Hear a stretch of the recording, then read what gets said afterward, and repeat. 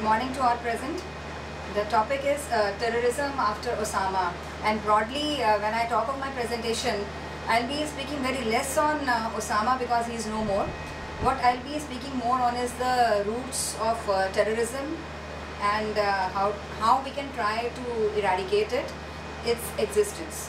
So I'll start with a little bit on Osama bin Laden itself, the mastermind behind the September 11, 2001 attacks. Now, when we talk of Osama bin Laden, Al-Qaeda chief, the only thing which makes him important is his September 11 attacks. Otherwise, he has done a lot as far as destroying people are concerned. My next slide will show you that what exactly he did. When we talk of World Trade Center, the planning started in 1993 itself. That was his first terrorist independent attack he planned from Al-Qaeda. What he did was that it was kind of a car bombing attack, the 1993 World Trade Center. The whole plan was to eradicate north and south wing of the World Trade Center, and it would have damaged, but the bomb was discovered by the security, and only 7 people were killed in 1993. But had it been, the impact would have the collapse of both the buildings, the north and south block. But if you eventually look at it, it happened, the 1993 trick started, and it happened on 2001, and which made him a worldwide known face. After this, again he was very activated till 2010. This is the list of attacks that he did all over the world. Now, when he came into existence, Osama bin Laden, what he told the world more of was the word Sharia, the word jihad, the word mujahid. But if you broadly go into the Islam as a religion, the words have different meanings. When we say jihad, the meaning is struggle. The struggle of our own belief as a Muslim, the struggle of our own sense of being a good human being. This is what Quran says. The struggle of protecting yourself, your religion, and the values that Quran teaches you.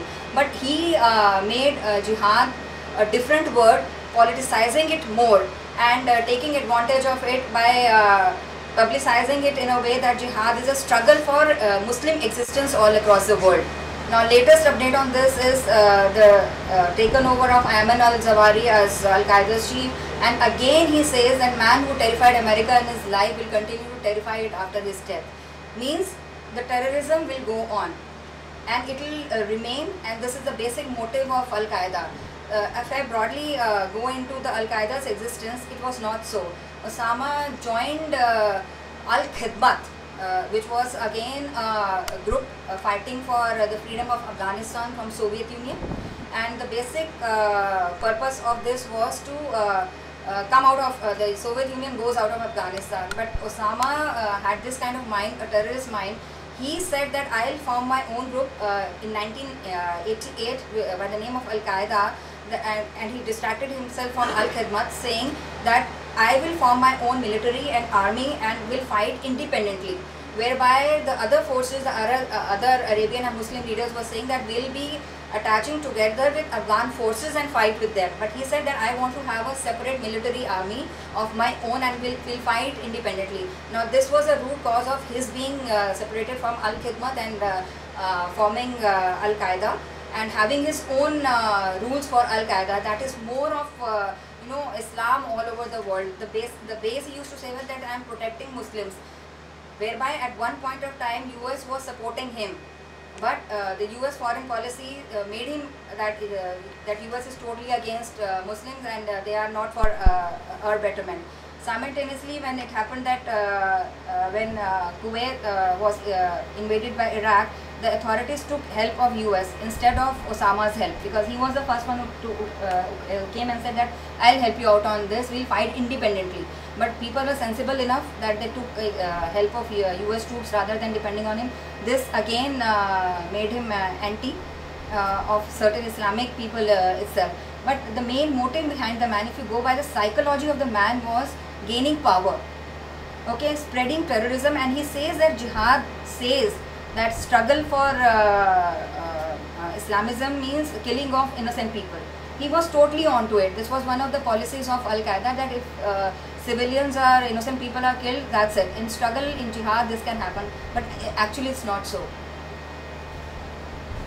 When we talk of perspectives of terrorism, it goes this way. The terrorist himself, the victim and the general public.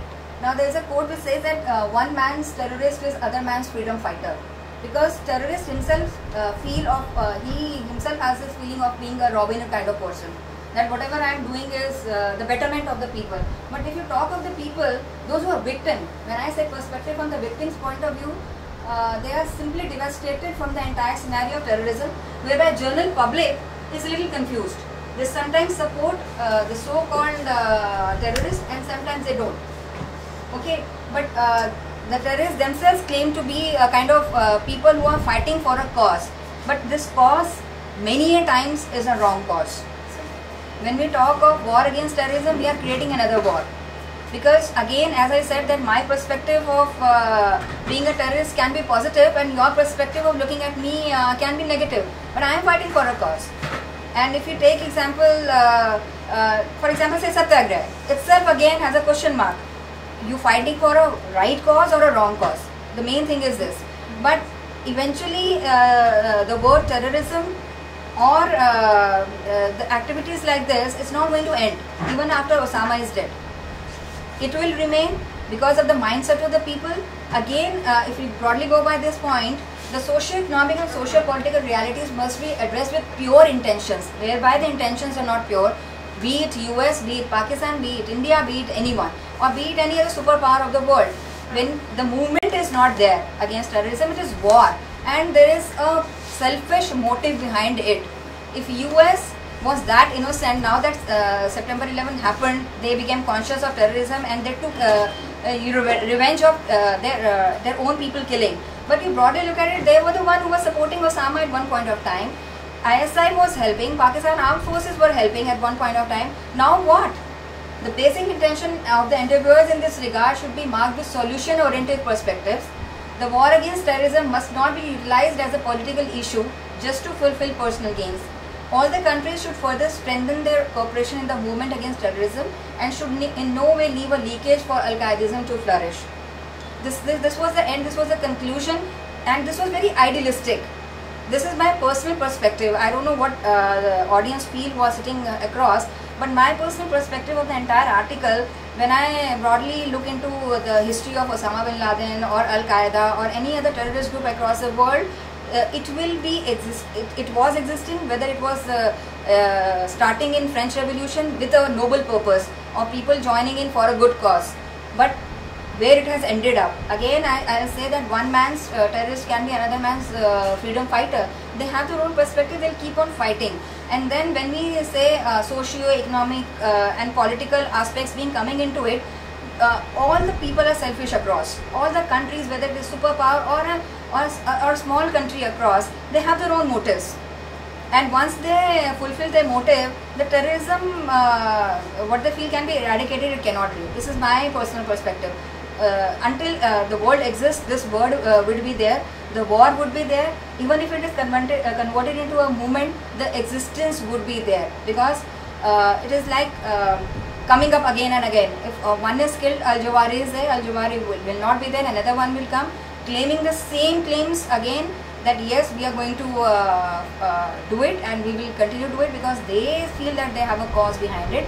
Everyone feels that they have a cause behind it. Whether it is right or wrong, the fight will exist. And those who get into this endeavors of eradicating terrorism, is definitely they'll be having some selfish motive behind it. And it is again a cycle. It's a cycle. It's keep on. It will be keep on repeating. This is my personal perspective. It will be very, I feel it will be very wrong to say that, oh yes, it will be eradicated at one point of time and there will be peace across the world. I feel it will not be there, because it's a rat race. It's a cutthroat competition. The underdeveloped countries, the developed countries, the war again is there, and the terrorism, whether Osama is here or Osama is not there. But the terrorism exists and will be there. How much we try to eradicate it, even we take it as a movement, this movement will be converted into a war against. Thank you.